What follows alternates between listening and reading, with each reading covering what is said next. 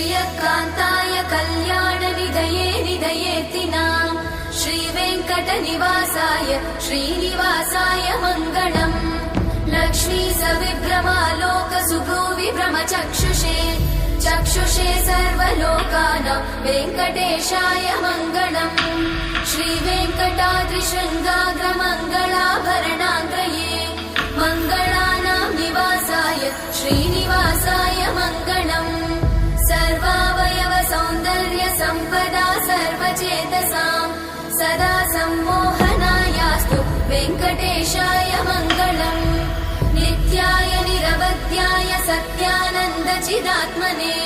सर्वान्तरात्मने श्रीमद् वेङ्कटेशाय मङ्गलम् स्वतः सर्वविदे सर्वशक्तये सर्वशेषिने सुलभाय सुशीलाय वेङ्कटेशाय मङ्गलम्